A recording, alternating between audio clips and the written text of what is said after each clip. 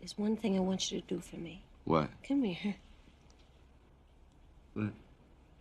Win. Win. What are we waiting for? Take this!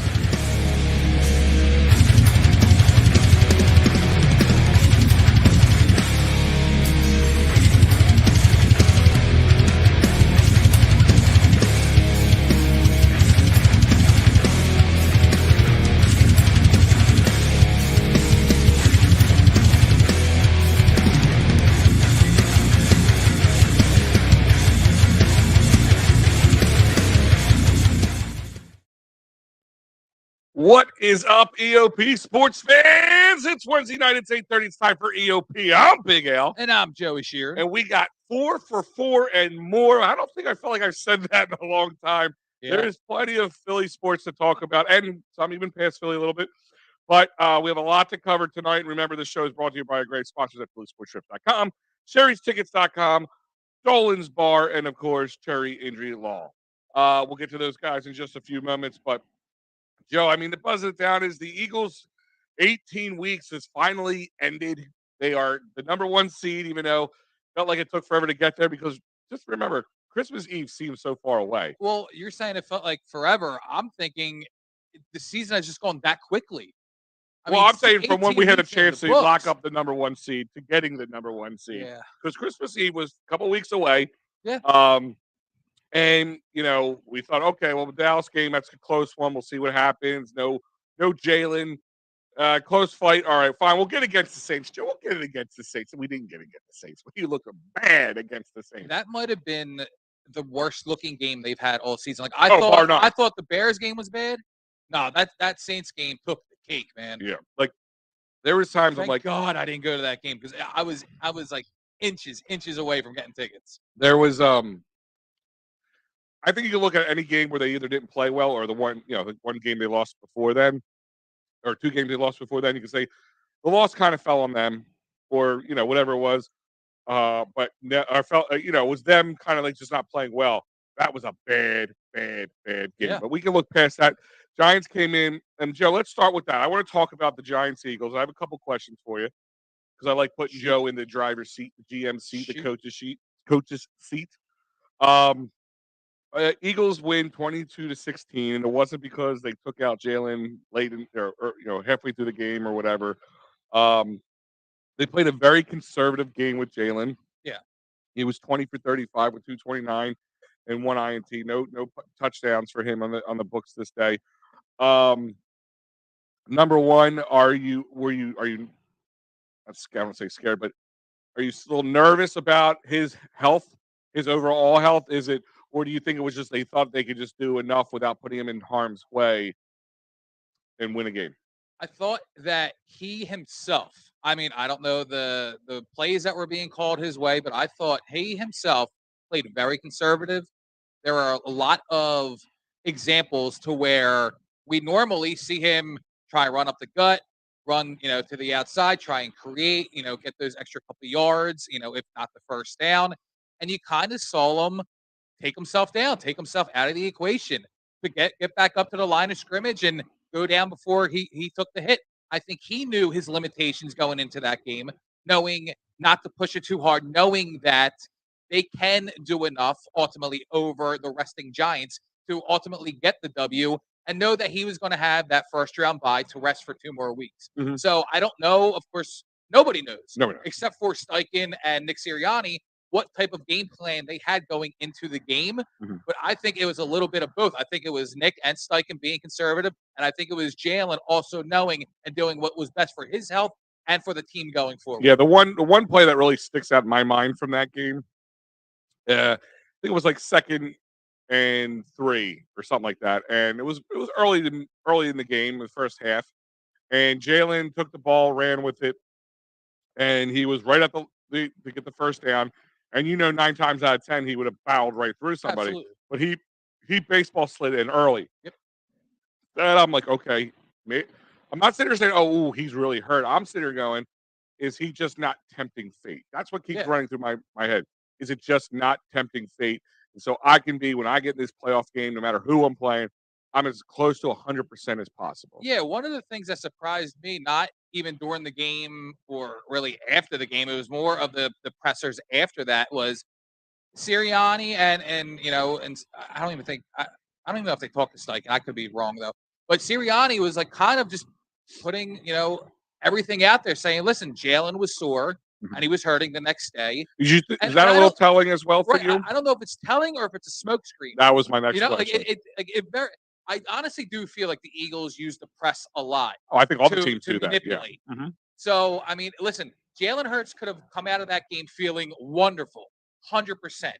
And Nick and the team, they just know that they're going into those pressers the next day going, listen, we're not going to tell you anything that's true, regardless if we're playing Dallas, Bucks, Seattle, or the Giants. Like, you're not going to get anything out of us, especially this soon after the Giants game, going into the bye week. We're not going to give you anything, even though these guys have to, watch tape and game plan against their opponents on wild card weekend. You still don't want to give that little bit that can give a little bit of an edge Sure. of what to expect if that next team gets to the divisional round and has to play the Eagles. Just like you don't tell who's playing quarterback with Gardner or Jalen into the last possible moment. 100%. And then how many times it's going to be a game time decision. Right.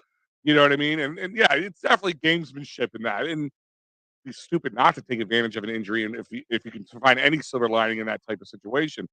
I mean, one Eagle did get some honors this week from that Yeah. game.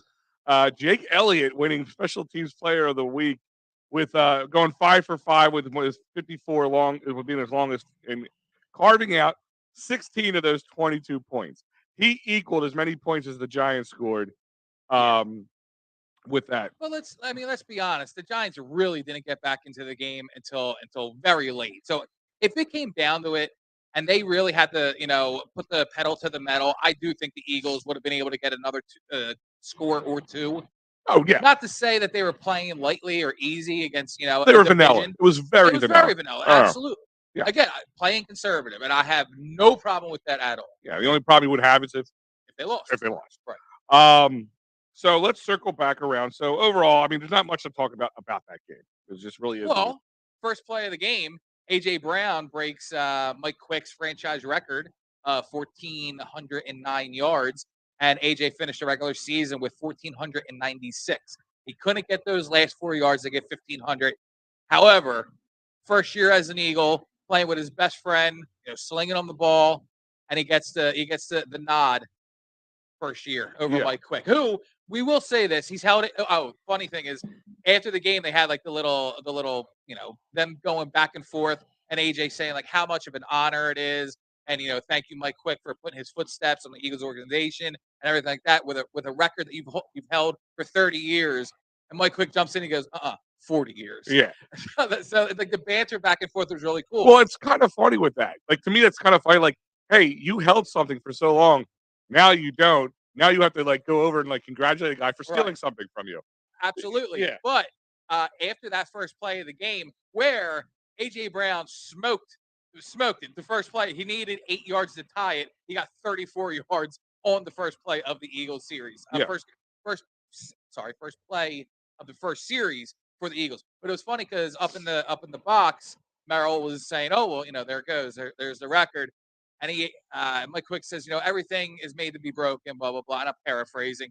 But Merrill, sticking up for his buddy of, decades now, goes, well, you did it in 16 games. He did it in 17. Man, under the bus. Yeah, so basically, Merrill was throwing an asterisk up there. Fly Feet says, why couldn't he get to 1,500 yard mark? Why? I mean, 1496. I know. It kind of like is 4 more yards. It's one of those things. I get it too. I agree with you. It'd be great to say 1,500 yards on a season.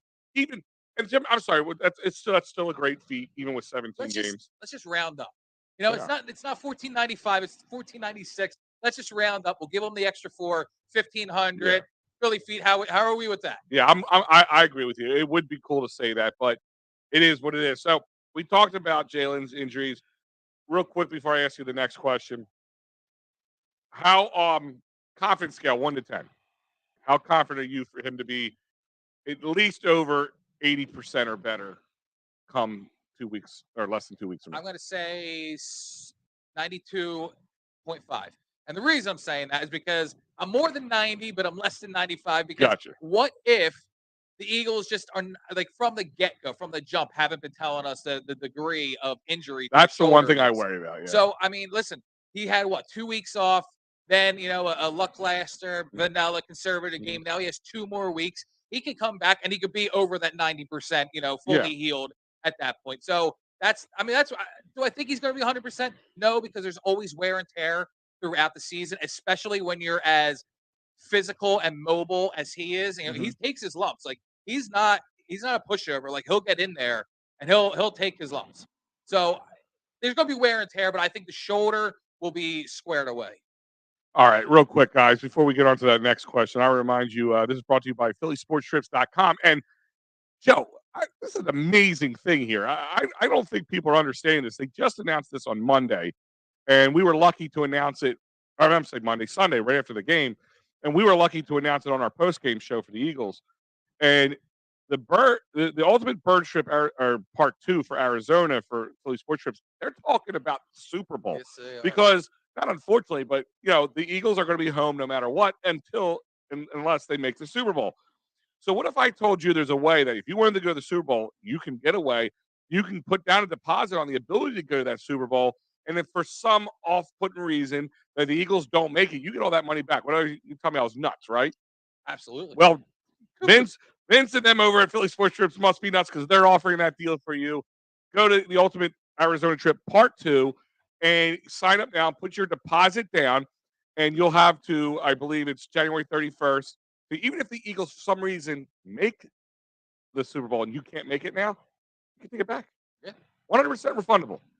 Only at PhillySportsTrips.com. Check it out. And they have great other trips too, but this is the big one I had to tell you guys about. And like we said, the Eagles are home for at least the divisional game, hopefully the NFC Championship game, and we'll go, and that's about it if there are going to be any home games. But those 2 games are available. Hard to get online anywhere, Joe. Do you want to Trust me, I tried. Where you went? I had a buddy go to me. He goes, guess where I went today, Al? I'm like, where'd you go? He goes, I went to Sherry'sTickets.com. I'm like, he's like, I got my tickets and I used my promo code. I'm like, that's awesome. I said, he's like, Al, I went on the other places. I saved $100, $100, than going to the other place with the comparison between the seats that he had this way. I said, so you go to Sherry'sTickets.com for one of these playoff games or any other sporting event, theater, concert.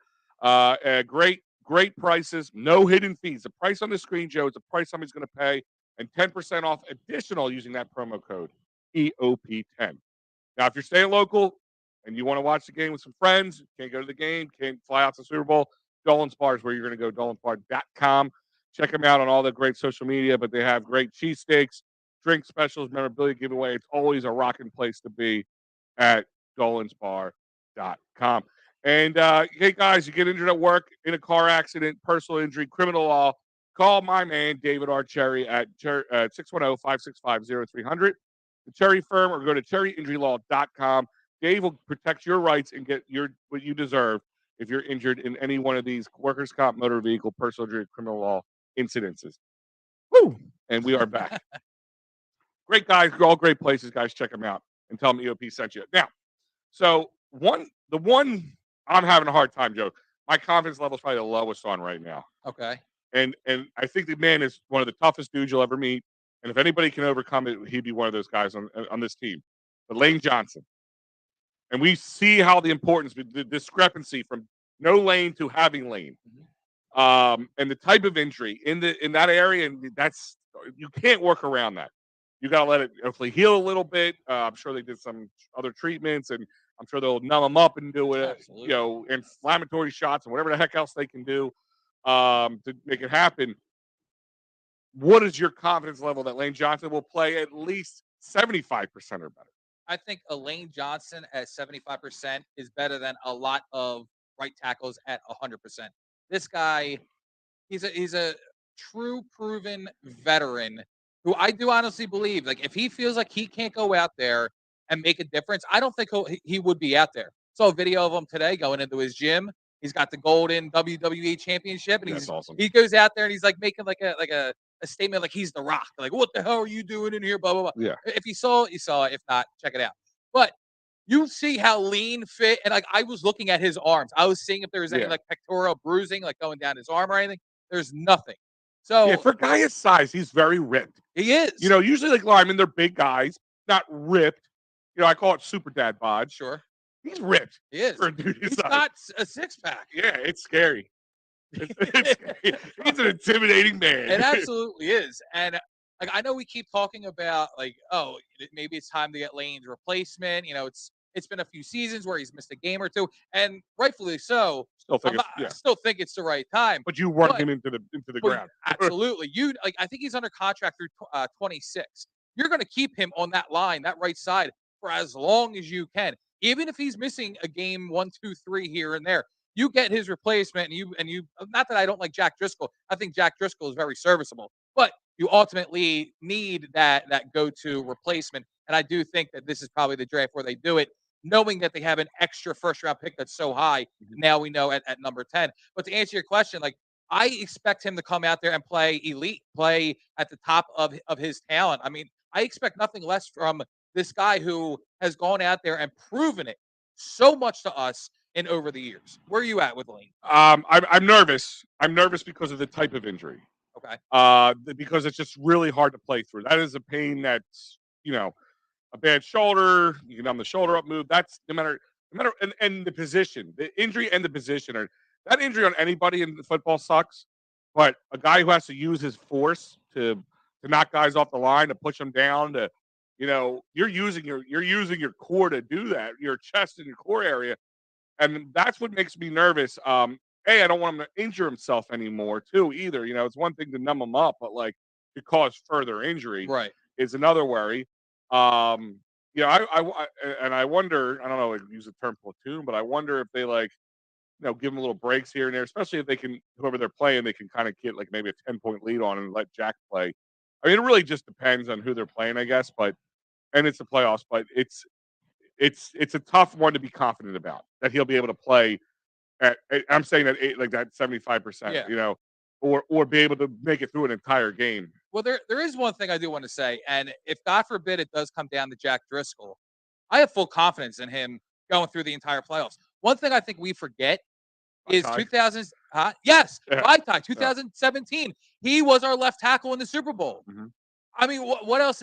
If there's any instance on where you have to think like, okay, does the next man up mentality really work in Philadelphia? It certainly does. And with Jeff Stoutland, I mean, the Jeff Stoutland course, factor makes of a course. huge difference. And that's why I feel confidence there. I mean, like I said, we don't want to use that blueprint again when we had to lose a quarterback, lose a left tackle, lose yeah. all this, and come back and win. Like, let's be honest, the odds of that happening again are slim to none. Right. But yeah, I agree with you. That's why I'm not sitting here going, "Oh, Joe, the chances of the Eagles going to the Super Bowl are very slim." I don't think that's at all. Yeah. I think we still have a very good chance now. If we were 100%, you know, a lot of the pundits out there, a lot of the big names out there saying, "Oh, the Eagles peaked early," and I'm like, no, the Eagles have been playing well all year long up until recently, and that's because they are off kill. They have Gardner Minshew in there, different than the guy they had. Nothing against Gardner, but he's not Jalen Hurts. He's not Jalen Hurts, and he's, you know, it's a whole different, you know, athletes in general, not just football players, are creatures of habit, Oh, absolutely. you know, and you start changing little things around like that. It's a different situation.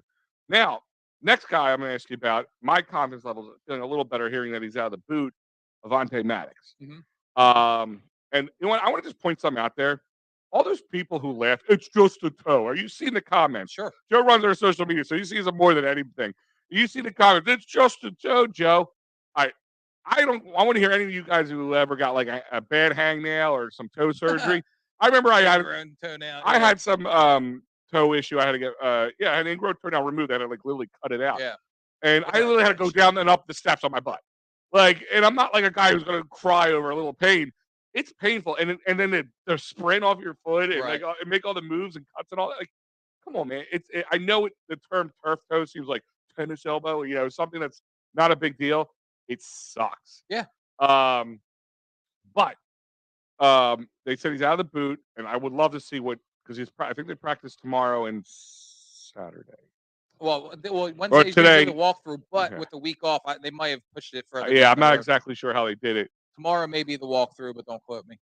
Our boy Fly Feet is saying, I believe Lane will be ready at least at 95%. I'll take that all day. 100%. I'll take 95%. I'll take 90%. Absolutely. It's just, I hope he can stay there. It's Jordan who I'm slightly worried about. He's been off the past 5 games. I can listen, yeah. I mean, and of all the guys on the line, he's the least experienced by far. And it'll be interesting to see how he plays. But once again, Stoutland, leaders like Kelsey, and even if Lane isn't playing, I think they'll get a guy like him in the right frame of mind. I think having them back will make them play better too. You know what? I mean, it also may depend on who they're playing. Because if they go in against Seattle or the Giants, I mean, we obviously, and I hate to say that I have I have no worries about playing the Giants in the playoffs. And one of the reasons I said, like, even though I don't, and again, it doesn't worry me, but it gives me a little inkling of thought is it's very hard to beat a single team 3 times in a season. Absolutely. And although week 18 wasn't the most decisive game against the Giants, the first one was. And who's to say that the Eagles just don't get, for whatever reason, outplayed and lose that third meeting up against the Giants? Not to say that I'm worried about it at all. However, it could determine on whether they play Lane or not, because they know that they've seen the Giants twice already, once without Lane Johnson, and they already know the production they're getting from Jack Driscoll against those Giants, resting players or not. Yeah. No, it'll be a different ball game. And listen, the Giants are doing well right now, but looking at the entire playoffs, they probably have the least talented team, like overall on paper. Oh yeah. I honestly, and we'll talk about this a little later. I can see them upsetting the Vikings. I guess I honestly can see that. Listen, there's 2 teams in this playoff that are going to be playing on this weekend that are consummate choke artists, and you got the Vikings in Dallas, which we'll break that down in a little bit later in the show. And I can see if I think who's going to be a bigger choke artist, I can see the Vikings. Oh, me too. If it wasn't for Justin Jefferson and Cook and a couple other Cook players, doesn't even worry me. but those guys can keep them alive enough to beat the Giants. Sure. But we'll talk about that in a little bit. Well, to answer your Avonte Maddox question, I think with CJ being back, I think they had the luxury of not having to play Avonte Maddox, because Avonte comes back, then what? You put CJ back in safety, and then I'm not going to say it's a logjam because you're going to play CJ over Reed and Anthony Harris, but then you have a little bit of a question with the rotation, because of course Marcus Epps is going to play. Sure. So it'll be CJ and Marcus back there and Avonte back in the nickel. But at least if Avonte isn't ready to come back, CJ, who came back playing fantastically on Sunday, you got him. You could slot him right in the nickel, and Reed, Blankenship remains in the safety position. And I think that, I know it's kind of weird, the good part about CJ Gardner-Johnson's injury is once you're better, you're better. Like, you know what I mean? It's not like you have a bad shoulder, right? And then, like, it takes a little while to get it back into game shape. You know, you lacerate a spleen or kidney. Right. I have no idea. Once it heals, it's healed. Like, you don't get residual pain from it. Just like, you don't have to rework out your kidney. It's almost like if you lose that kidney, you don't have to worry about healing that kidney. Yeah, exactly. Like once that organ is healed, you're good to go. Or removed. But also the fact is, it's like if you don't have to worry about rupturing it. I'm totally. I know. So the Eagles have been successful, of course. 14-3, can't say it's not successful, but there is down parts to the success. Absolutely. And this one is not a shocker in any which way, because he was interviewed last year. Defensive coordinator Jonathan Gannon the Texans already reached out to request permission to interview him. A few other teams as well. But of course the Texans were the first. He was interviewed by them last year. Right. Number one, Joe, Jonathan Gannon. Are you on the Gannon train, off the Gannon train, or like I'm okay either way? Because I feel like he gets a lot of unnecessary grief sometimes. I think when it comes to the next person we're going to bring up, I would prefer it be Jonathan Gannon. You got to choose one of the two. Yeah, just because I feel like I know we all say about Vic Fangio, and he's already in the building, quote unquote, per se, and we're always saying, oh well, maybe we. Yeah, but I've heard rumors that. But we know Sean Payton kind of has him lined up to go wherever he goes. So that is, that's kind of a bummer if you lose Gannon, because then that option is at the window. But I feel like there are other defensive coordinators out there who can step in and not only, I don't want to say duplicate because every Yeah. DC has their own style, Mhm. especially with the way that they work with the defensive line, depending on how aggressive you're going to be, who and how many you're going to run. I'm getting way off topic, but I think when it comes to if there's the possibility of losing Jonathan Gannon, I would prefer that over who you're about to bring up next. Quick question before I bring up who I'm going to Yeah. bring up next, which I don't think anybody knows who we're not talking about. Right. But my point is, do you just like people seem not to like Jonathan Gannon because he doesn't have that old school mentality? Mhm. Even though this team was ready to break records, had breaking records, first team they have 4 10+ sacks in 4 different players. Just missed the sack record. That's one thing that was a little disappointing about this Giants game. I thought they were I- getting that for sure. I thought they were breaking that for sure as well too. I would have taken definitely the over. I think the over was 5.5 or something Yeah. like that. My point is it just that way of defensive playing, just kind of the way of the past? I think so because when was the last Eagles defensive coordinator that people did not complain about being too soft? Yeah, Or playing, or the I guess you always been DBs, playing in the shade of Jim Right, Johnson type right? situation. The DBs playing too far off the receivers, not being aggressive, not blitzing, not going with full blitz, only rushing the front four. Like how many times have we seen week in week out, whether it was Shermer or who the hell is Jim Schwartz, now Jonathan Gannon, everybody always has something to say about how quote unquote soft these defenses are playing. Mhm. It's really the way of the NFL right now. Look at, and maybe you can't compare the two, but I want to talk about 49ers defense and the Eagles defense. Everybody says either they're here together or the Niners are slightly above. And D'Amico Ryans, who everybody else, who also is in line for interviews with other teams, including the Texans, Yeah. they say like he is running one of the best defenses in the league, top defense in the league. Mhm. They blitz and are less aggressive than the Eagles. Well, why is it? Is it because the Niners aren't in the forefront like the Eagles are right now, which they should be? They were fighting for a number one spot, really. So why is it okay for D'Amico Ryans to play soft, but it's not okay for Jonathan Gannon? Because D'Amico Ryans isn't an Eagles coordinator, and they're not watching Niners games like they're watching Right. the Eagles games. And Right. that's usually the short and simple of it right there. But if he comes back next year, you're okay with that? I am, yeah, You're not like, oh, we need to get rid of him. 14-3. I mean, Yeah, and how the do you breaking complain? records. How do you complain about it? How do you complain? Now, as we kept alluding to the other guy, Shane Steichen, offensive coordinator for the Eagles. Also, I know there's been other teams, but the first one, again, was Houston. They asked for permission for both. Yeah. I think Um, the Panthers are one. Panthers and Broncos. Broncos. Yeah, Yeah, Broncos. Yeah. Now, as you alluded to, you would rather see, if you had to choose one or the I other, would. why? I really like Shane Steichen. Why? And I think a part of it is because of the adjustment from last year, Mhm. how we saw what happened in the first 7 games. They went 2-5, and then they went on a tear once Steichen got handed over the playbook, and they turned into a run-heavy offense because they saw the limitations of Jalen Hurts in his first real season and the lack of weapons around him. And now I think with Steichen seeing the weapons around him, i.e. Devontae Smith, A.J. Brown, Dallas Goedert, he's given a little bit more free reign to Jalen Hurts, so they have not had to be more of a run-heavy offense, but still, giving Miles enough touches in those games where he's needed those touches to get the team over the hump, whether they started slowly or it was just the way that the game kind of played out where everything was working Miles Sanders' way. I think Shane Steichen has really balanced out the offense to the way it should be run.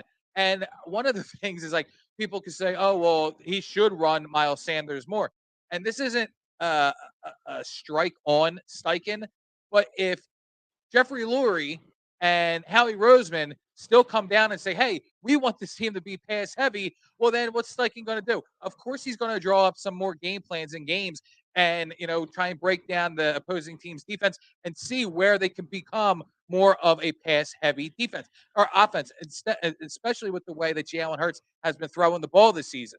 So I think he's just I think he's doing everything to the T Okay. of the way he's allowed to do it and the way that it should be done. Sure.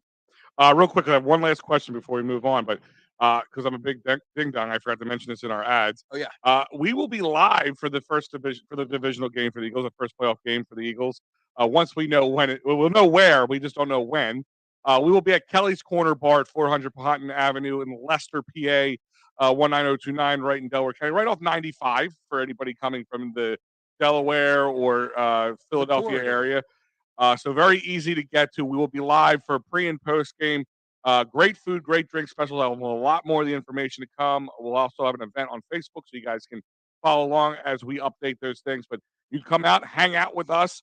If you can't, you can watch live with us. And I'm going to tell you right now, Kelly's Corner Bar in there, food is amazing. It's one of those places you walk in, you don't expect great food, but you get great food. My last question before we move on, Joe, and Anthony kind of said it. Steichen and Gannon gone. Yeah. What Well, there's always Frank Reich who could come back.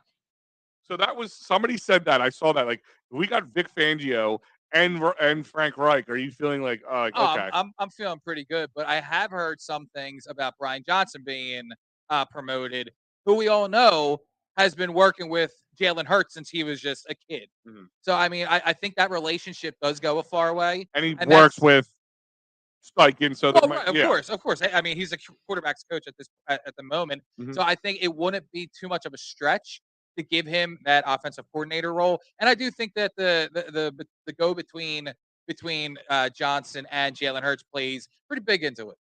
All right. So we're gonna get back and we're gonna talk about this upcoming, as they call, Super Wild Card Weekend. Sure. Because it took a lot of money for them to come up with Super in front of Wild Card. I want to be A bunch of dopes. I want to be the guy that came up with that.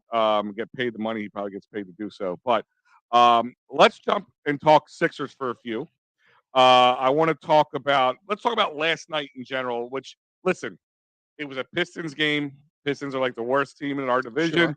They are also missing 4 of their key players. In Cunningham, Bogdanovich, Doran, and Stewart. And yet the Sixers Jesus, did. that was a tongue twister. Yeah.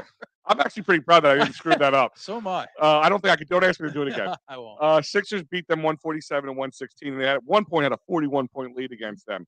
Sixers are now sitting in the number 4 spot between the 5 and the first spot, still 3.5 games swing. Yeah, it's tight. And just not looking ahead yet, but they have the Thunder tomorrow, and then on the weekend, it's the Jazz and the Lakers, the Clippers the following week, and the Trailblazers and the Kings, all winnable games for the 76ers if they're playing healthy. Sure. And then they play the Nets at home January 25th. It's going to be a 7:30 game, or we might start our show a little bit later that day, Yeah, depending on what's going on. But they need to win these games because things are going to get harder down the stretch. But the way they won this game, Joe, and we, social media putting it out all day, today. Let's start with Mr. James Harden. I put this up here earlier. This is all the things that he did. You can't even read it. It's so much. Let me see if I can stretch it out so you guys can see some of it a little bit. But let's go through this real quick. The 147 points are the 5th most Philadelphia has had since 1976-77 NBA era. So that's I don't know why it sounds like a low number, but it is. It isn't apparently. It's a 5th. And then James Harden joins Hall of Famer Wilt Chamberlain and Maurice Cheeks, the only Sixers to post at least 5 15 assist games in a season. And I think that's something that continues to fly under the radar, that he's dishing the ball out, and the guys, everybody's getting a little piece of the action. Right. Because everybody used to be always a ball hog. Oh, dribble, shoot. That was his thing. The Sixers, James Harden's league-leading 5th game this season with at least 15 assists. No NBA player has done this more than each 3 games. And it's the 4th season in his career he's posted at least 5 games with 15 assists. And as we know, our boy Freddie Burns put a video out about the Harden hate. Are you on that Harden train, Joe? Yeah, I feel like I've. Well, I'm sorry. Am I on the hate train or the Harden train? The Harden train. I am, yes, officially on the Harden train, and I feel like I've been on it all season. Like, are there games where he hasn't played great? Sure, but there's been games where a majority of the Sixers haven't played great. Yeah. I mean, I don't know. Like the whole entire team, the entire roster got off to such a slow start. And a lot of injuries. Absolutely. And injuries. And Harden was out for a period of time with an injury. Maybe he's just back into game speed. Maybe that's why. Well, I think last year we found out that he was definitely injured last year. Oh, absolutely. He came here, played a couple low level teams, looked like a monster, and then it kind of like was evened out by then. Those first 3 games that he was here last year, we were thinking finals and Easily. sweep in the finals. Easily. Sweep in the playoffs, sweep in the finals. It's over. I mean, since he came back, since the season started, I should say, and I know we were all preoccupied with the Phillies at the time, he just looked slimmer, trimmer, and ready to, just ready to play. And it's seen that way. Like, he was injured for a little while. He didn't miss as much time as as Tyrese and Embiid has, but he has played amazingly, and he's been a team leader. And like I said, the assists have been dished out. Guys, Tobias just seemed to be the catch and shooter, and that's a lot because of James Harden moving the ball around. When Tyrese was healthy, he was doing it. Even you're seeing more influx and better play from like Georges Niang, Anthony Melton, him have just been working well together. That kind of stuff. Shake, yeah. I mean, we saw Shake when he had to step up when Tyrese was out. Played very well. Now, last night, 16 points, 15 assists, 12 rebounds in only 26 minutes. First player in NBA history with a 12-12-12 triple-double in 26 or fewer minutes. And it's funny because here comes Joel Embiid, who had 36 points and 11 rebounds in just a little under 24 minutes. Yeah. Again, I think it was like 23:65. 23:56. 56. Yep. So 4 seconds. Is that number 4? Keeps coming back. I don't know why I said 65 seconds. Yeah, that's over. Yeah. Seconds. Well, I let it slide. Tyrese had a 16 points. So it was the low point of the game. Tobias had 14 points. And he was 6 for 6 shooting. 2 threes and 6 rebounds. And even Jaden Springer got a little time. Yeah. He had 10 points with a little under 8.5 minutes in the fourth quarter. Well, yet set back down to the G League today. Well, what's funny is they interviewed him after the game last night, and apparently Joel and James said to him, "Don't worry, we're getting you in this game." So that's what they did. They went out, balled out, and they gave a reason for Jaden to get in there. And at halftime, it was funny because they were doing like the halftime shows and everything like that. I think the Sixers were up like 61-43 or something like that. So the Pistons had 43 points, and Embiid, Harden, and I believe it was Maxey, all combined for 47 points. Yeah. So those 3 from the Sixers outscored the Pistons' entire team in the first half. Yes. And I want to mention, because we were on the Eagles kicker, I forgot to mention this. I had on my notes, but I had written it down below. Welcome back, Ray Dinger. What is going on with that? Yeah. Welcome back, Ray Dinger. And goodbye, Jim Salisbury. Oh, yeah. Jim's going. I don't Ray's know where. Coming back. What I was going to say to you is, whose place does Ray take for the playoff? Maybe they keep him on there. Maybe they're not going to do 5 because it's usually Ruben after the game. Yeah. And Jaws, Barrett, and Michael Barkan. I mean, they didn't say anything about him replacing anybody. I'd be surprised if that. I mean, he's coming back for the panel. Having a 5th person for the playoffs is not. Yeah, I don't know. I don't know. It's not the craziest thing I would heard. But Ray's all over the place. He's doing podcasts again. He was on Philly Press Box the other day. He was on Angelo, I believe, yesterday. He was on like the WIP midday show the other day. Like, is this guy ready to? Wait. He is the GOAT. Is this what goats do? Exactly. They retire. You know what would be great if you saw Ray Didinger wearing an "I'm Back" Jordan shirt like Jalen did last week. That'd be How hilarious. cool would that be? But I had that written down. I wanted to not forget about it. But I'm glad you brought that up. I saw that today, and I'm like, what? Yeah. like you said, he was on our network just last week. Or last week, 2 weeks ago, on Philly Press Box Radio, and I figured, he'll do some small things like that. But the fact that he's back in it, I mean, are you excited? Oh, I saw it announced, I think a week or 2 ago. It was before they clinched the first round. Or I'm sorry, the first. Jesus. Hold on 1 second. First seed. Flyers on a shorthanded goal, up 4-1 on the Caps. I looked down 2 seconds ago and it was 2-1. So they just scored 2 quick. Yeah. But I saw it a couple weeks ago. It was on like Instagram, like Ray finally like, "Oh, I'm coming back," blah blah. And it's not him posting it because he doesn't have any of that stuff. Yeah. But again, like, I guess he just couldn't take it anymore. He couldn't sit on the couch with the. I have a feeling. He's still taking his notes. But I have a feeling that's part of it. But I have a feeling that they're like, we need you. Possible. We need you for this. I wonder if if it's something like where it's like, okay, like he has like this agreement with them, like, okay, if the Eagles go on this run, a possible Super Bowl run, I'll come back for the playoffs. Like, I wonder if it was Yeah, he left the already door kind of open type right. deal. Yeah. Like yeah, exactly. I listen. I think so, and I think part of it. Listen, he's hard to fill in. Like to find somebody to fill in as a Ray Didinger protege. Of course. So I wonder if that post game show has been taking kind of a hit. And I they still watch it every week. well, I'm just saying. I'm just wondering if listen, people still watch it because that's what it is. But I'm saying I'm wondering if they want to pull people's eyes away from the whatever Fox or CBS or whatever it's on, and they were having a hard time doing that, and they like we need to bring Ray back. Yeah, and I think to your point, I mean they did lose two people. They lost Ray and they lost Seth Joyner. And I do think if there is one of the two that people are, missing out on, it is Ray, and that's nothing against Seth Joyner. I just think, Ray covering the Eagles for 53 years and us just year in, year out throughout our youth, adolescence, now adulthood, us listening and watching and waiting to hear what he has to say before and after games. But now for him just to do the post game for the playoffs, I think, of course, it's going to be just just a great thing to see again, and it's going to be like nothing's ever changed. I think Yeah. he's going to jump right in like he never left.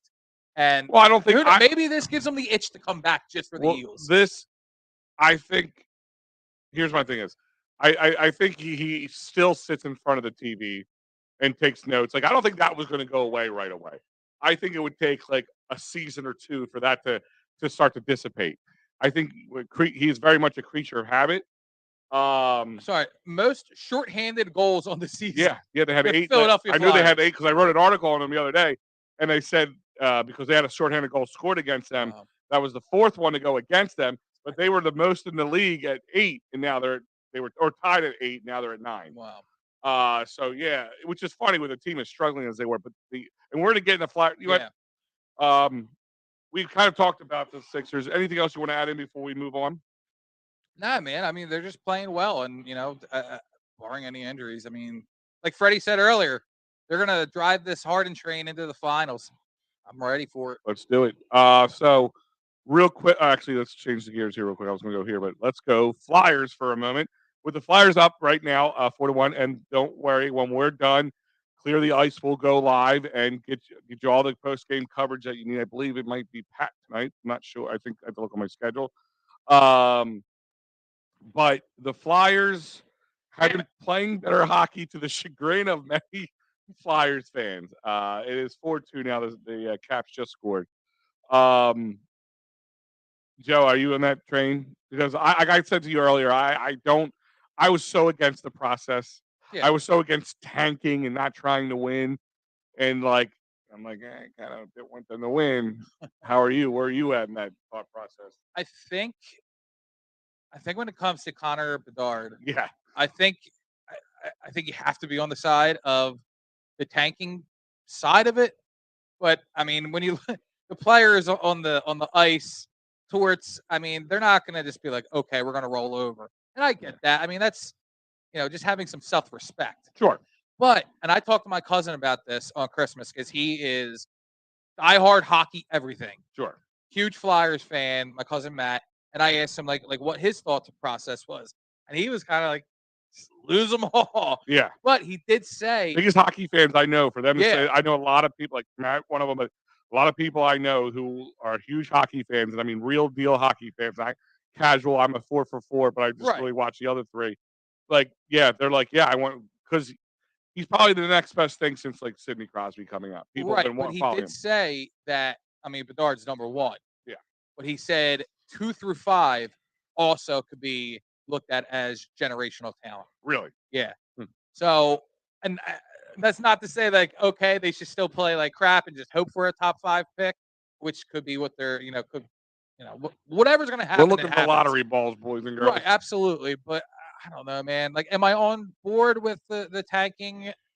I would say yeah, simply because I do want, and maybe this makes me like a fraudulent like Flyers fan because like I want to get back to the days of good Flyers hockey where I wake up in the morning and I check to see if they're on that night, or even just know if they're going to be on. And like, I want to be ready to sit down with dinner, beer, watch the Flyers. But like right now, it's so hard, especially being married with kids, working on our EOP stuff. Like, it's hard for me to sit down and be like, all right, I'm going to watch this dismal team instead of doing something else for the network or my family. That's 100% the problem, with tanking and the way this team has been playing in the first half of the year.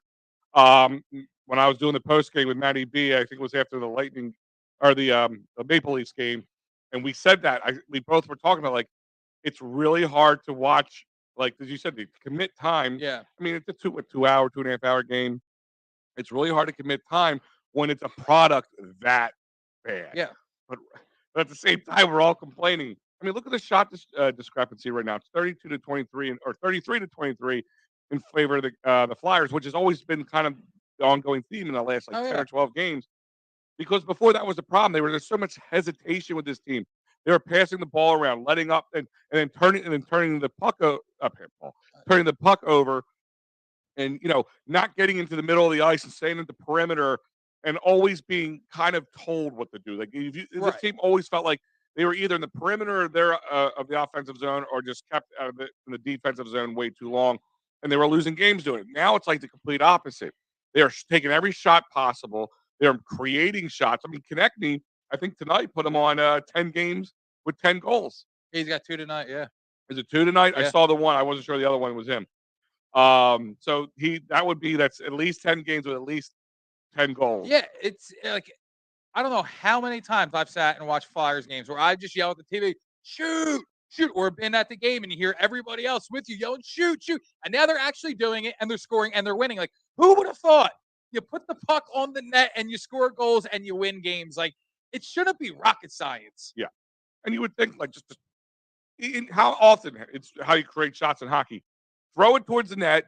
If it banks off, the pad or the pole, or then you play it. How many times in games you won because a guy like Konechny's first goal, he was just in the right spot at the right time, and he just flipped it up and he did it. Like, I'm not saying it's that easy, because I couldn't do it. I can't even skate. Especially with hockey, and like I think that they do have design plays for the most part. But once that puck starts getting around there, like, it's hard to stay in your spot. Like, you have to play to the puck. You can't just go out there and decide where you're going to be and not move like a statue. Today's also the anniversary of the Flyers Russian game back in 1976. I think it was 77 or 76. Which nobody wanted to play. The Russians were taking a world tour, and just the Russians were murdering people. And everybody knows the story, like, just destroying teams. They got to Philly, and because rules were so different back then, they just threw the gloves down and just started beating the hell out of the Russians. And the Russians went in the back, said they're not playing. They're not playing until somebody said, "You're not getting paid." And that's the story. That's the simplest part of the story, but it's something that we always, as Flyers fans, even if you weren't around for, because we sure as hell weren't. Our grandfathers and fathers would tell us about. Now, hold on, not to interrupt you, and it's not hockey, so I'm just going to mention it, and we can move right on. Today is also the anniversary of 4th of 26, Freddie Mitchell. I forgot about it. I had that written down. I forgot about it. Did you just start eating on there? I thought you had more to say. I'm dead. I thought you had more to say. No, I had 2 sentences to say, and I was shoving his face with Chex Mix. So, also, for those who didn't know, Laviolette's back in the building tonight because he's the Caps manager. Oh, by the way, was he pounding a Bud Light the other night? I was going to say, anybody else see that? I wasn't sure if that was like photoshopped or just something like. I don't know. It just looked like he was holding it, but something was like, the image was distorted. But no, it looked like he was drinking a beer. Definitely looked like it. Yeah. So now it's small sample size, Joe, and if Pat Bernard's listening, because I know he probably is. So Carter Hart has some good games, up and down games. He just come back from injury right around after Christmas time. But rookie goaltender Sam Ersson has been kind of giving Tortorella reasons to think. Sure. He's 4-0 after Monday night's. Please don't give anybody the trade card or No. or some I'm any just ammo. saying he's been playing impressively in the Yeah. short term here. 28 saves recorded in his first NHL shutout against Buffalo. Pretty good. It is good, and it's this is a little different. I mean, having two good goalies can go a long way. But We've seen it work in the Flyers' advantage before. yeah, I mean, Why not especially when now? you get later in the season, if you were making a playoff run, you give a guy a break. Somehow, I think if the season were to end right now, I think the Flyers would be in the playoffs. At the second worst spot in the division. I could be wrong. I don't think they're like 16 and 18. Aren't they like 500? No, they're a couple games. If they win tonight, it'll be 17, 18, and 7. All right, so kind of fun. Yeah, they're a little under, but still, I don't think they're like second behind. I don't even remember how the playoff seeding goes anymore. It's top 7 in the 2 divisions, I think. Top 7. Well, I think it's. Well, I'm sorry, it's Top 2, 4? 2, and 2, and then whatever it makes up the next 3. So top 2. 2 divisions in each conference. So correct? yeah, We're so the Metro and the Metropolitan Atlantic. And the Atlantic. Okay. So the 2 top ones would make it as Right. as a 4, and whatever the top 3 out of the rest of them of both divisions would be So it's top 6 7. of both. Well, it's top 7 altogether, or 7 teams altogether. Why would there be odd number of teams? Because they're buy. Isn't one team going to buy? I don't think so. I forget. It's not. I forget. I'm close. I had it written down earlier, but I forgot to bring that pad. And to be honest with you could be right. There might be a team who gets a buy. I'm not even Hold sure. on. I'm gonna now. I want to know because I'm. I know Ian's on there too. He made a comment about a manager and a cap sale. Like he knows about hockey. Let us know the playoff seeding and how that goes, and also to answer or not to comment along with Ian's comment. General manager and the Flyers need one who knows how to handle the cap. I don't even know how the cap works in NHL. I'm sorry, 8. I don't know why I said 7. 8. Okay. Does the cap rise each year, or is it just a flat number and that's it? Well, I think there's it's almost like an inflation number, like there is an adjustment, just like in football. Right. The cap changes because of the cost change. Like when the average cost of a play, like a quarterback, keeps going up, then that will then. Well, okay, cost, yeah. So I think it works the same way with. Okay. With them because they can't leave it the same because money's worth a lot less 10, 15, 20 years from now. True. So I'm at 8 teams. So top 3 teams in each division. So it's 3 and 3, and then the 2 top wild cards. No matter which division they're in that. Okay. I was off by 1. But yes, thank you, Ian. There you go. But like I said, I know it's a small sample size, but something to keep our eye on. Sure. But let's real quick before we jump into the playoffs of football. We got to talk super wild. Card. Weekend. That's in his notes, guys. By the way, I saw a page where he just wrote all those words out. Joe, I want to talk to you because I blame you for this reason. This is your fault. That's fair. This post. Okay. It got me the itch. Hell yeah. Dude, you don't understand. I'm all right. It took me so long to come down from the Phillies high. And the Eagles were playing well. So I'm like, that helped me kind of, transition to no Phillies great baseball. Then, Flyers were doing bad enough. So at the time, I'm not really caring about. The Sixers were playing better, but had injured. So the Eagles were helping keep my attention. And I'm trying to really, because I'll be honest with you, you've asked me in how in late October, early November, how the Flyers and the Sixers were doing. I Google it. Give me a minute. Sure. Like that's how it was for me. I was so 100%. on the Phillies and then trying and paying attention to the Eagles, of course. But this, Joe, 35 days. You posted this what? It was a couple days ago, right? Yesterday. Yesterday. So now we're 34 days. Can you believe that? Yeah. So I want to go through this with you real quick. Hell yeah. I want you to be our Tomper. All right. What would your nickname be if you were? Would you be Shears? Shearbone? Probably Shearbone. Shearbone? Okay. So Shearbone. So looking at starting pitching real quick. And we're going to go real quick through this because we're going to put more stuff out. I know you're putting a video out. I got a video coming out. We're going to be putting a lot of Philly stuff out. But I want to go through this. So starting pitcher locks, definitely Wheeler, definitely Nola, Suarez, and Walker, right? Yes. So fifth candidate could be Falter, Sanchez, Painter maybe even, and then McGarry, which no, I don't think it's him. Painter, I think, is more of a long shot for a starting. Maybe put him in the bullpen. Mid-season, I can see him being up with the club. Possibly. I mean, the man is not even 20 yet, and Oh, I know. he's just riding through the lower levels there. Who do you think makes that fifth start position? The way that Dombrowski is making moves right now, I Could be could see him. anybody. It could be anybody. I could see him trading for a fifth starter. But if they go in house, Sure. I think it's going to be Bailey Falter. He pitched pretty good last season. It's definitely down the stretch as well. That one fluke of a game 4 in the NLCS, it wasn't his And time. he still it was wasn't the his worst. moment. He still wasn't the worst starting pitcher that day. He was not the worst That starting was the pitcher. best part about it. He could So, actually say yeah. that. Well, I wasn't the worst starting pitcher that day. Right, and he's still very young. I believe he's 24. Yeah. If not, he's right around Yeah, that right, age. right. He's going to get better with time. Okay. And I think with him being plugged in as an every fifth day rotation guy, going up the opponent's fifth rotation guy, I think it's going to be very developmental for him. I think he's going to make strides next season because he's going to have a bigger resume. He's going to start from that fifth spot and go until he loses it, if he loses it. Yeah. Or they trade for somebody better. Absolutely. But I do honestly think Or that Painter makes right, a right, give you a right. reason. Oh, Painter's down there. I mean, right now Painter's in Double A, so it's going to Mhm. be it's still going to be a little bit before him to go through Triple A. unless he gives prove him a himself. reason. Of total course, reason. of course. But there's also to say where Painter can't come up soon or until after the first week because then he loses a year of arbitration control. So he won't be up on the main roster to start the season Mm. unless they plan on keeping him up there the entire season. Mhm. Unless he has to go back down to make some work.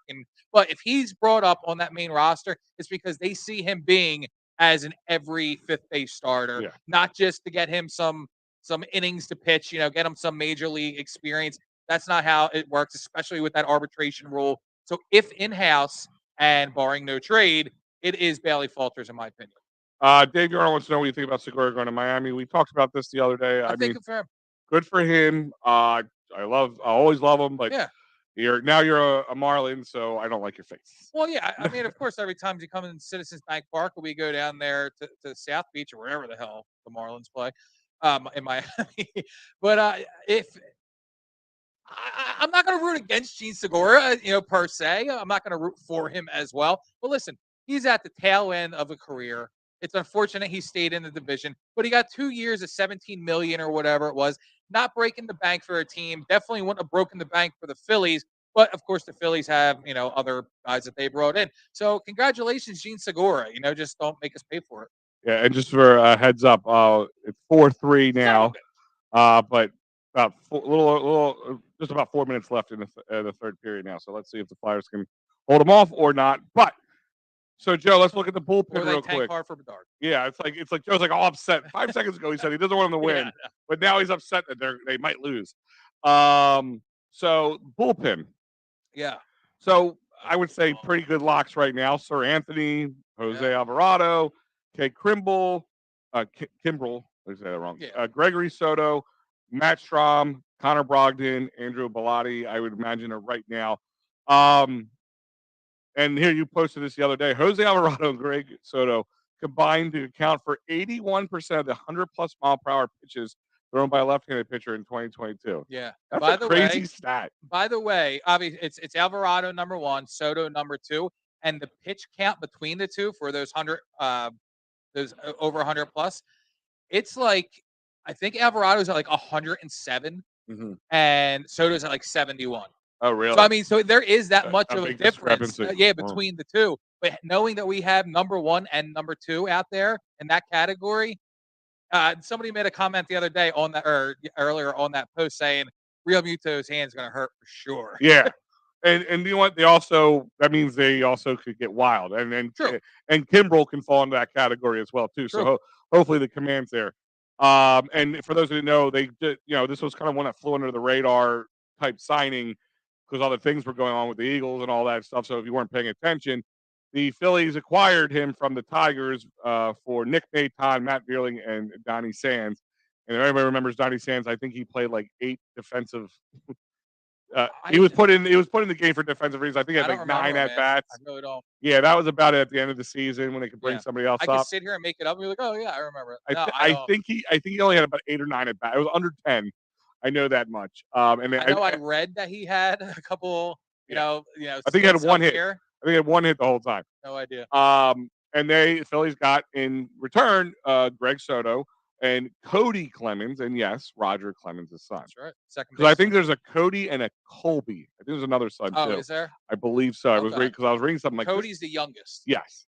Yeah. But I saw some people when we posted this saying like, "Oh, well, they have another pitcher. It's Roger Clemens." No, he's not a pitcher. He's a second baseman. yeah, he's a utility guy, and if you listen to He's Nick Maton's replacement. That's what he is. yeah, and if you listen to the interview, Dombrowski was like drooling over this Sure. guy. So He's young as well. we'll see what happens. I think he's like 24. Yeah, he's a young guy. But back to the bullpen. So here's options that could make it. To make it maybe another spot or two, because that's a lot of guys. I don't know. It really depends. They may carry two, other maybe three at Well, he most. traded for a righty the other day in Junior Marte Yes. from the Giants. Yeah, so- he's one of them. That's another 40 a guy on the 40-man roster. Mhm. So I don't know. I mean, they got to plug him in somewhere. So I don't know what's going to happen. So with the this bullpen. candidates fall is Nick Nelson, Falter if he doesn't make the starting rotation, True.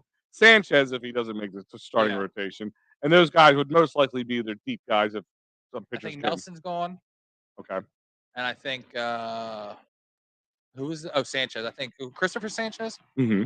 I think Sanchez is gone. And even McGarry can fall in that long McGarry, yeah. reliever guy. They almost have to, or they may almost have to plug Bailey Falter in as that fifth starting pitcher because they don't have a spot for him in the bullpen. Yeah, that's what I'm saying. Like, if Falter gets the bullpen, then Sanchez and McGarry will have to probably fight it out for that long reliever guy. Yeah. Or Nelson. Even Nelson when it goes. Nelson, he didn't play great, but he played okay in the playoffs. Here's an interesting stat when I was doing a little research on it. So he appeared in 47 games last season, right? Mostly as a long reliever. He allowed this was the stat. A ton of base runners. No, so 115 and 68 and 2/3 innings. What? Yep. He also led. Where was I for all them? He also led the NL with 13 wild pitches. He was able to keep an ERA under 500. We're though. talking about Nick Nelson? Yeah. When did he pitch all these times that I missed? We had a few long. Remember, they had a. How many times did they have to do a bullpen session? Right, but so yeah, he probably pitched more. was And he he pitching an inning or two? And he like well, 2 or 3. He's a long reliever, so Jesus. he was probably all those platoon or those bullpen Only one I games. remember is from the playoffs, and he did pretty good. Yeah, he had that one bad. I think won the World Series or NLCS. I forget what it was. Oh, they all. Yeah. But he kept his ERA under 500, which is kind of impressive considering what I just told you. And he only allowed one home run, and that's how he kept the ERA. That Has that he was set a record with these? that's what I'm like. That discrepancy is like it feels like a record to me. That's why I brought this up. Coonrod would have to have a bounce back year I forgot about Sam Coonrod. because he did not have it. He was injured, and when he came Yeah. back, he was Wait, are you sure he's still on the roster? He might have been a free agent. as of right now. Accordingly, he is still Okay. on the roster. And then Marte. So there's a guy they just picked up on. Yeah. Hard. They call him a hard throwing, right-handed option. And Ortiz and Vasquez, they got him in waivers back in November off the Giants, but those guys would have to have stellar games. Stellar camps to really. Yeah, I think Marte got traded for because they just signed Soto, who is a lefty. They traded a lefty to get Marte, who is a righty. So I think it was just basically the Giants and the Phillies just traded a lefty and the righty because it suited both teams in places that they were weak. All right, so now we're going to look at the infield real quick. Now we know how this is going to line up. Stacked. Reese, Bryson, Trey, Alec, Sosa as a bench guy, Yeah. Cody Clemens probably as that utility guy, and Derek Hall could be that guy filling in for Harper off the bench as that right-handed heavy hitter. Sure. I I like what I saw last year. For yeah, sure. Who wouldn't? I mean, it was what happened? Let me see. I had the numbers here. He did strike out a lot, but that's the kind of hitter he is. Well, yeah. He put up a 250 with 9 homers, 8 doubles, a triple with 142 plate appearances with a slugging of 522. See, I would think that his batting average was better than that, just because it seemed like every time I saw him in there, I mean, he didn't strike out much. So, What was his walk ratio? I don't have that one. Okay. Yeah, I didn't see that on there. Okay. All right. So that's about it with that. I think that's pretty much what you're going to Yeah, see. I don't. that's locked up. There's nothing you're Yeah. gonna do with that. Yeah. The outfield. Now we know Schwarber, Marsh, and Nicky Bats will be probably the guys out there, and Dalton Guthrie, kind of that backup guy, I've heard his name thrown in the mix. Absolutely. because it kind of comes down to Brandon Marsh. Now that Veerling's out, Mhm. that's probably what position Guthrie will take as the Oh yeah, the as platoon. the Yeah. Veerling guy. Um, What does Guthrie bat? that I don't have on Okay. top. Yeah. Let's see. Yeah. So it's. I wonder how. I wonder if TK it's. with a hat trick. Did he get a hat trick? Yep. Oh damn! How about that? Empty. It was empty net, but But still, it's a hat trick nonetheless. absolutely, hats are out. Yep. On the ice. That's it's going to take 12 seconds left. They're going to have to take like 10 Yeah. minutes to clear the ice. Yeah. Uh, You just wait the 12 seconds. yeah. Seriously, man. But I wonder if you see Guthrie more because Marsh struggled against the right-handed pitching. Let's see.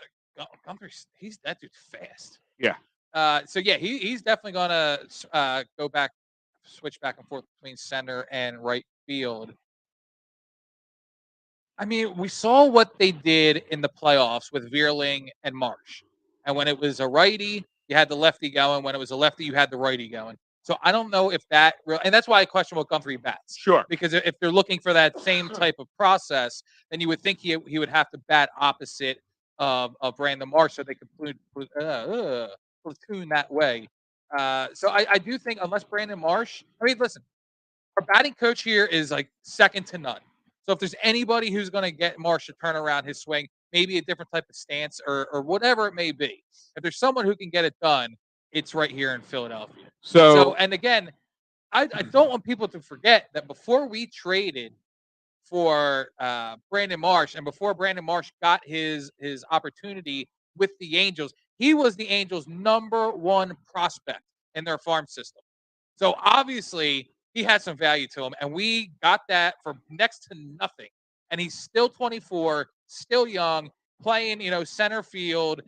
He still has a lot of growing up and developing to do. And again, in a hitter's ballpark, no better place to do it than Philadelphia. So to answer your question, I pulled up his stats. So he had 21 at bats. Country. Yeah, Guthrie. 3 runs, 7 hits, 1 homer, 5 I ribbies, remember the home. and 1 stolen base with an average of 333, an OPS of You 976. could use him as a Nick Maytime replacement too, just for a pitch hit. Yeah. Does it say what he bats? Who? Maytime? Guthrie. Oh, Left yeah. or right? Oh, he's right. Okay. Sorry, I had to jump No out. problem. But I think that's pretty much solidified. And I think the other thing that gives Guthrie an upper hand in that position, like Veerling, he could play the infield too. Yeah, So absolutely. he's flexible that way. The other outfielders, if there was a chance, would be Jake Cave they got from the Oils last month. Oh, that's right. You know what? He might spell Marsh too. Well, his ERA is not going to, he's more of a defensive guy. He had a little over 1,000 plate appearance for the Twins from 2018 to 2022, and he hit a 206. Wow. So in the last 3 seasons, so So what you're saying is he stank. He's not terrible. He's not great at the plate. Well, we got him from the Red Sox. It's said from the Orioles. I don't know. Okay. And then Muzziotti, if you remember him. Sounds familiar. Yeah, he was one. Okay, yeah, he did play a little bit last year. He was 1 for 7 in 9 games. That was Out of 162. And Johan Rojas, he's a prospect. You know what, man? I'm hearing a lot about him too, and that He's only 22. Right, but I'm hearing a lot that he can make the main roster too, and he could be playing center field as well. Wow. So like it almost comes into play where it was like Veerling, Herrera, or Roman Quinn, where they have these guys that we don't know what the hell we're going to do with, so we're just going to throw them in against certain pitchers and see what type of defense we need later in games. I don't think they know what the hell they're doing with center field right now. What do you guys think about the Carrera situation, signing with the Giants and Mets and fell through on these deals, and Carrera ends up signing with the Twins?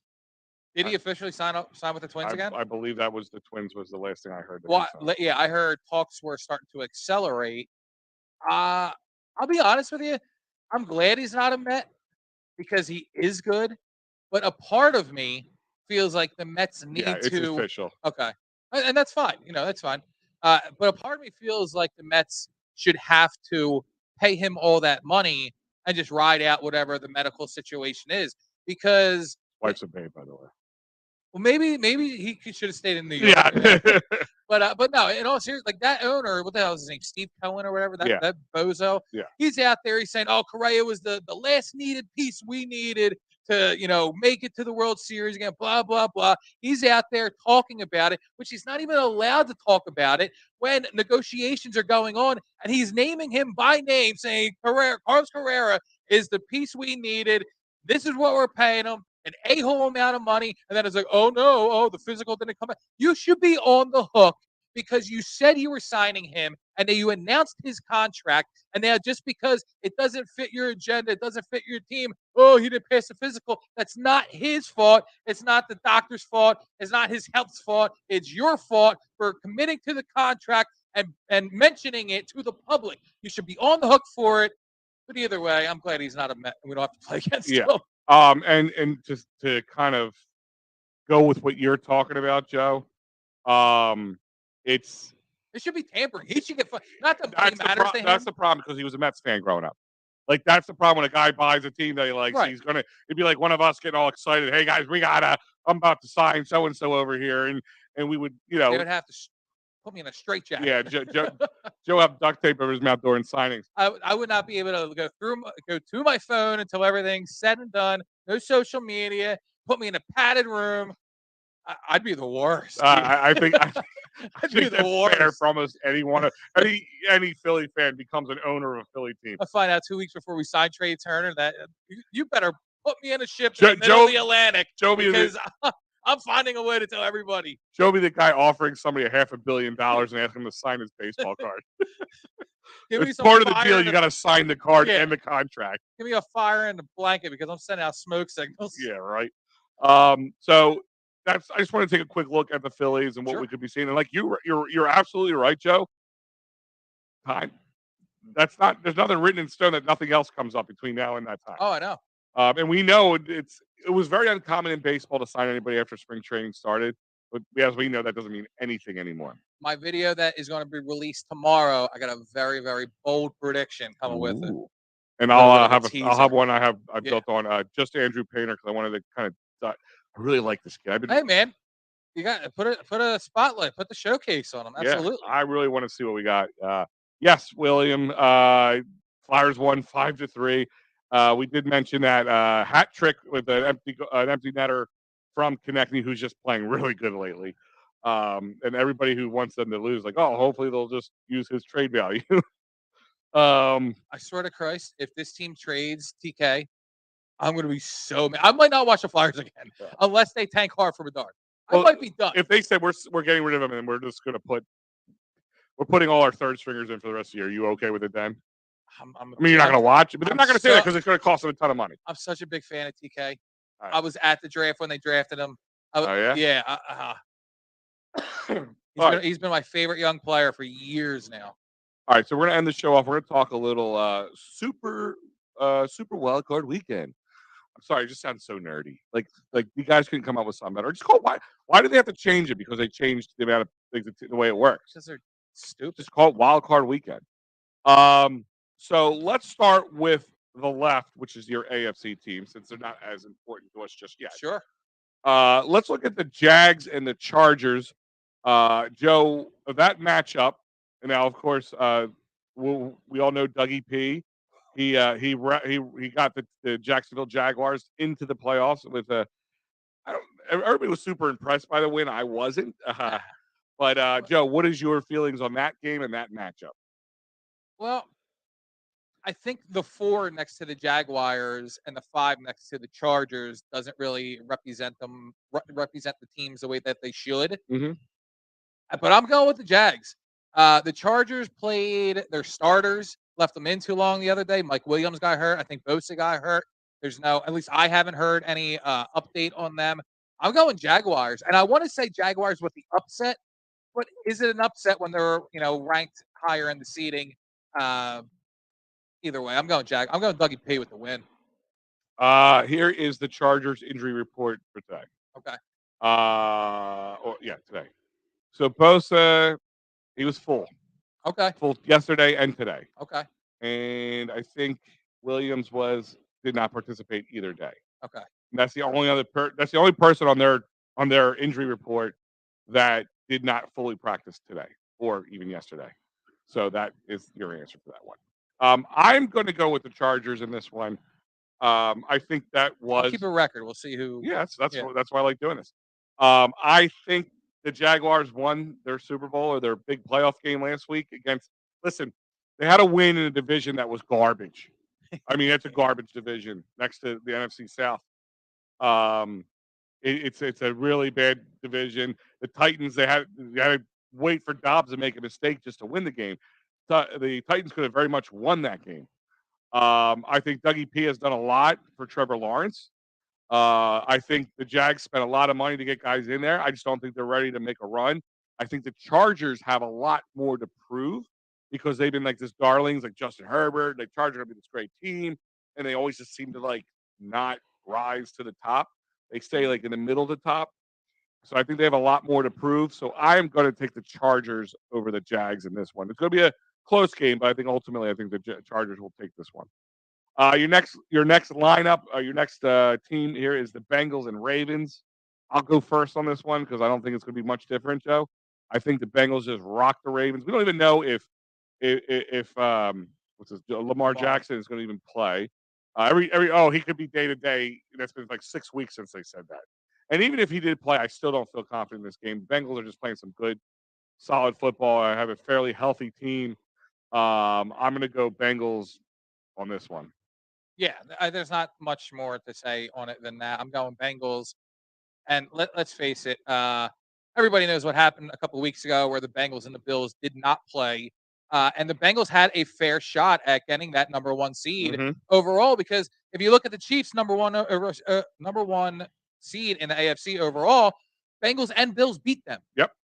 So I mean, it's hard to say why the Chiefs are the number one. We know why they are the number one. Yeah. But I'm going with the Bengals absolutely because they could be the best team coming out of the AFC. Absolutely. I would tell you right now, looking if the Eagles make the Super Bowl, of all the teams on this list right now, the Bengals are probably the last team I want to see. So the next one, I kind of find it falls into the same category as what we just said about the Bengals and the Bills, or the Bengals and the Ravens, is the Bills and the Dolphins. No Tua. It's the Dolphins should have never. They should. If it wasn't for the Jets tanking, they wouldn't have even been in the playoffs. So in my eyes, I just think this is going to be a routing. I think the Bills are still kind of riding off of that energy after the whole DeMar Hamlin situation. They're the better team. It's in Buffalo. I just don't see much coming out of it. I think the Bills it's just a no-brainer in this situation. Again, yeah, the Bills again may be the best team coming out of the AFC. Josh Allen is just great. Their defense is really good. Stephon Diggs is second to none. In that. Yeah, I mean, it's hard to say that it's not going to be Bills, Bengals, Chiefs somewhere in that AFC championship picture. I mean, I think going by what we're saying, and I mean, most likely the Chiefs are taking on the winner of the Jags-Chargers game at this point. I mean, I really just don't. I mean, I don't. It's really hard for me to believe that either the Bengals or the Bills at this point are going to get upset unless they just hand the game to that team. Like, it's really hard for me to believe that. So I think you're going to see a very good divisional matchup with the Bengals and the Bills, which it's poetic. The story right itself. It's a poetic thing because they finished the game that they never started. They started. Yep. And then the winner of that team will meet the Chiefs in the AFC Championship game. Yeah, and I know I'm jumping the gun a little bit here, but that AFC Championship game, Chiefs Bengals or Chiefs Bills, I feel bad for the fans of either team because it has to be on a neutral site. Oh, I forgot about that Yep. rule. Oh, I forgot they changed that for that whole And thing. another thing is, if they don't put it in a dome, they're just idiots because there should be no weather inclination at all No, you're with absolutely that right. AFC Championship No, game. I think it's going to be a dome place. It's probably going to be Minnesota because Minnesota ain't making it anywhere. So, I would be surprised it's going to be a place that the team's in the playoffs, even if it's after the fact. I know. Even if it's after the fact. So it's probably going to definitely be a domed neutral site that's not being used right now. I would be. Indianapolis. I wonder, could they use like one of the big college football I highly doubt it. like Well, no, Atlanta? Like think about Atlanta because well, here's the the thing. Bulldogs play there and all that. Right, but it also holds 100,000 people. Yeah. So I mean, I think the fan Okay. ratio is just way, especially because it's a neutral site. Yeah. I mean, if you're expecting to get 100,000 True. neutral fans there, I mean, I think it's a little far fetched. All right, let's turn our attention. Yeah. I'm going to start on the bottom of the graphic here because I just think this is. I think it was a 9-point spread right now with the Niners and Seahawks. I believe so. Even with the third stringer Brock Purdy, that the 49ers defense is scary. Christian McCaffrey, if he stays healthy, scary. Debo Samuel, I can just keep going on. I think you just have to manage this game, and if the Niners lose because Brock Purdy comes under the lights, it's still not going to be this game. Maybe the next game, maybe the divisional game. But I have the Niners just barreling through the Seahawks in this one. I think Geno Smith is good, but I think he was kind of down to earth now, and the defense ain't going to hold up. It's hard to go any other way other than the 49ers, but the only thing I would say is they've been on such a tear with a third string quarterback, Brock Purdy. This could be his coming back to earth game. Well, I mean, let's face it, the Seahawks are no slouches. No. They got a good roster. I think they got a good coach. more offense than defense, but yeah. Yeah, no, absolutely. Like if there is, and I hate to say a flaw with the Niners because he hasn't been a flaw Not yet. yet. It could be the inexperience of Brock Purdy. Yeah, Mr. Irrelevant, by the way. Yeah, and the playoffs, it's a whole different beast. Yeah, 100%. But ultimately, yeah, I'd be silly not to go with the 49ers. Yeah. Next one, Vikings Giants. This is my upset of the weekend, and I think a lot of people are falling into this. Like, I'm not a big Kirk Cousins fan. It's never been, but this is what Kirk Cousins does. He chokes. He sure does. The fact that he has Justin Jefferson and Cook and all that to help him out makes it easier for them. But this team, there's a stat here, Joe, that I heard on the radio, and then I looked up, and I thought it was wrong. I think it was Ross Tucker who said it, and I thought it was bullshit. Yes. Yeah. I watched my tongue there. So they are 14. Or I'm sorry, they are 12 and 14, right? Or 12 and 15, 12 and 5. Sorry. Oh, the Vikings, right? I think they're 12 and. What they 13 and 4. I don't know what they did last. 13 and 4. Okay. 13 and 4. They beat Chicago. Okay. Yeah. But they've also have minus points. So against them, I've never seen a team be 13 and 4 and be in the negative for points scored against them. Like it's ridiculous. Yeah. Like it's almost impossible in my eyes. Well, if you're like 9 and 8, maybe even 10 and 7, but 13 and 4, because they won 6 games by 1 point. They got rocked by like the Cowboys 40 points or whatever it was. Yeah, they did. And they were in the negative with points. Need the Cowboys to win this game. I guess. Shut up. They were negative in points scored again. Like, I mean, it's really hard to believe, but I looked up. I'm like, oh my God, he's not lying. The Giants are just a kind of a feel-good story. I mean, I think if you look at this whole playoff scenario of all the teams, the Giants probably the least talented on paper. From in every position, but but Brian Dable's been finding ways to win, and Kirk Cousins will choke. He does choke under pressure. Maybe it won't be this week, but I have a feeling it might be. And I know Justin Jefferson, and I'm a big fan. I think he's awesome and he's amazing. He's one of the top in the league. But the question lies, who's throwing the ball to him?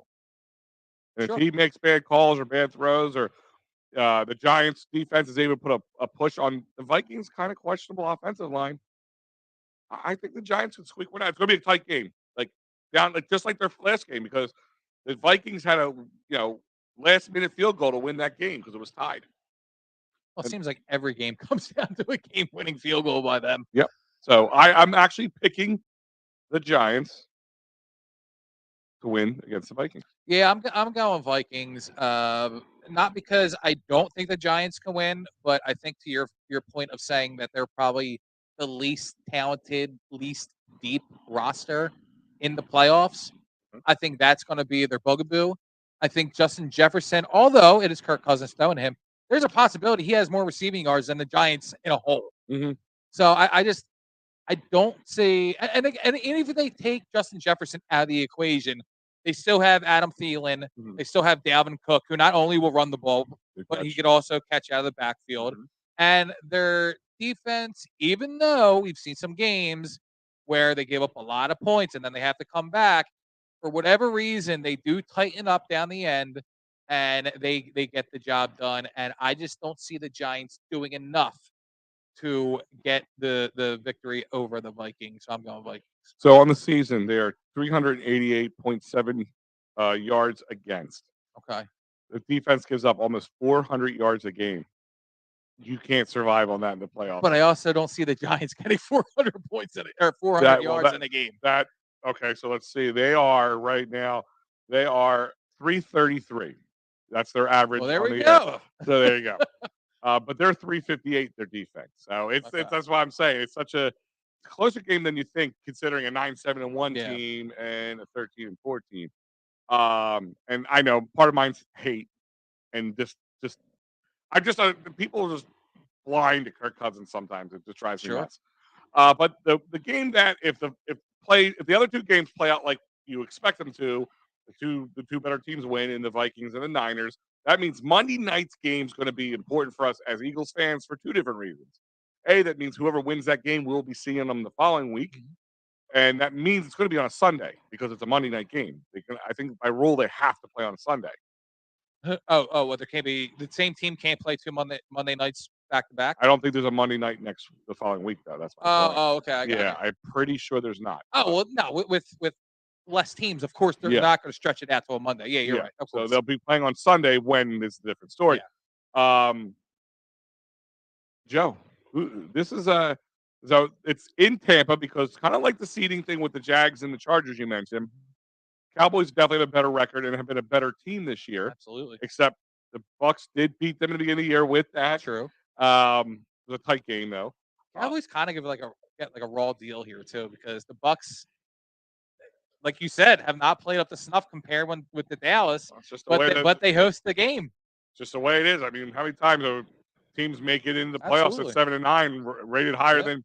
Remember the Cardinals didn't make it in a 10-win team, and the other team was like 7-9. You're like, really? I know. And they were always talking about should they change the rule. I'm like, win your division, you win your division. That's right. I mean, we were a four-win team in 2020, and there was talks about playoffs in the last couple of weeks. I know. So put that out there.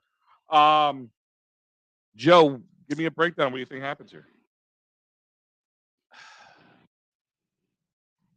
I'm so torn on this because my perfect scenario would be Giants win, and then Dallas plays the Niners, and then we play either Dallas or the Niners in the NFC Championship. I think I would prefer to see the Cowboys in the NFC Championship, but then if God forbid they win, they go to the Super Bowl. So I'm out of that. I've talked myself out of that. Your perfect scenario does not lie. The Cowboys getting exposed for the frauds that they are, and all the cockroaches go back under the rock. But here's also my thing: is the 49ers. We see them in the NFC Championship. I go defense, like I said, comparable. If not, each team gets a slight somewhere. Defensive line, secondary, doesn't matter. They're very evenly matched defensively, in my opinion. Mm-hmm. Yeah. When it comes to the weaponry for each quarterback, I personally think it goes to the Eagles. My thing that puts the Eagles over the top is Jalen Hurts is better than Brock Purdy. Yeah. That's what does not worry about me seeing the 49ers in the NFC Championship. What I think is going to happen is I think the Bucks are going to win at home. I think Tom Brady, being the GOAT, will find a way to win.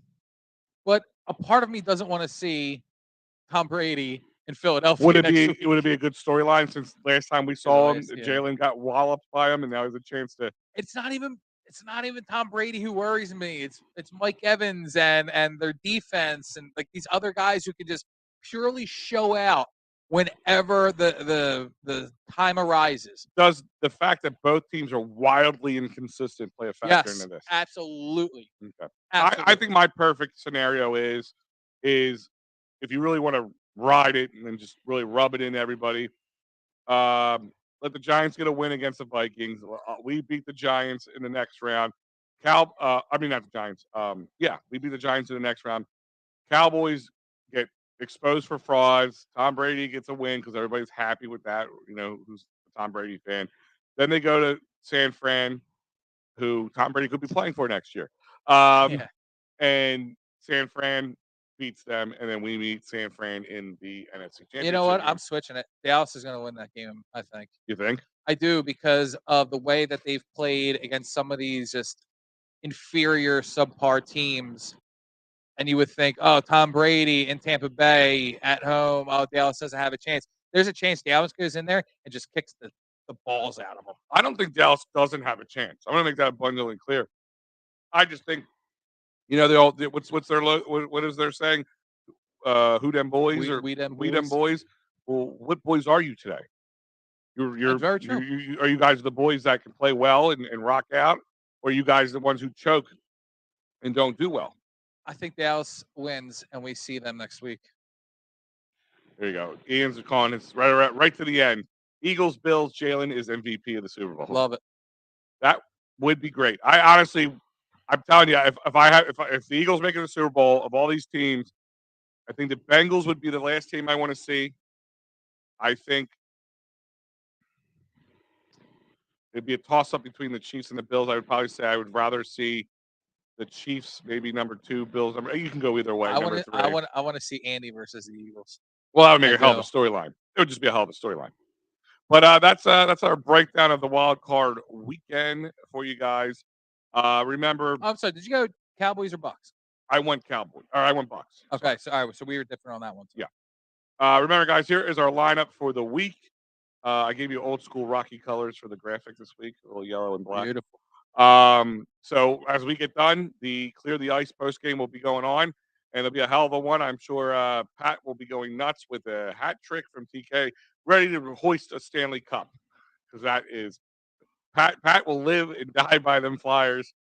I love him to death, but that he will. But guys, remember, this is brought to you by CherryInjuryLaw.com. David R. Cherry is your man for your workers' comp, motor vehicle accidents, personal injury, and criminal law. Cherry Injury Firm. Go to CherryInjuryLaw.com or call Dave directly at 610-565-0300. Let him fight for your justice. No Eagles this weekend, but you can still, a great place to go enjoy Wild Card Weekend is Dolan's Bar, 2040 Sellers Avenue, right in Ridley Park. Memorabilia giveaways, great drink specials, cheesesteaks, wings, cheesesteaks. And actually, the Big D, I had that the other day. It was amazing. Check it out. And if you want to get down to the game, I use Sherry'sTickets.com. I know Joe does. I know everybody else in the network does, because you're going to get the best prices you can get for those hard-to-get tickets. And you get additional 10% off by using promo code EOP10. Told you I had a friend earlier. Checked it out. Saved $100 by using it instead of over the other guys out there who do ticket sales. They rip you off. They do. They trick you at the end. No tricks here. No hidden fees. The price you see is the price you pay. And of course, I said another crazy trip you could take. If the Eagles do make it to the promised land, go all the way to the Super Bowl, you could be there. And Philly Sports Trips can get you there. And there's no risk involved with it. You're like, well, I don't want to pull that money out, and then they don't go, and I go watch 2 teams I can care less about. Well, guess what? Go on to PhillySportsTrips.com, put your deposit down. If they don't make it, it's 100% refundable, Joe. Where else can you get that? Nowhere else. Nowhere else. Go to PhillySportsTrips.com. Tell them EOP sent you. Joe, anything else you want to say before we head out? I'm perfectly fine not watching the Eagles this weekend. You know what? I'm a little. Yeah, Joe. It's funny that you say that. I kind of made peace with that myself. Like I need a bye week. Yeah. I need a little break week here. You know, and I actually will enjoy watching the other teams and watching it. You know, play out and all that stuff. That's right. This Monday's MLK Day as well, right? Yeah. Yeah. So we get a day off and we get to I prepare. don't get a day off. No, No. But sucker. yeah, but other than that, yeah, no, it's it's good to check that out and watch. And you know, the Flyers are playing. The Sixers got 2 games this weekend, Saturday and Sunday. I think. Wait, is it this weekend? Flyers are 6-1 in their last 7. Yep. What is happening here? What are we doing? Yeah, they're on the Saturday and Sunday. So they play the Jazz and the There Lakers. we go. And their late games, 9 and 9:30. Perfect. Sixers Sunday. There you go. Sixers Saturday. Sixers Sunday. So check it Super out card. and look for all the Super Wild Card post game weekend. shows and all the stuff here at EOP because we'll be here to cover it for you. I'm Big Al, And I'm Joseph Shear. and we out. There's one thing I want you to do for me. What? Come here.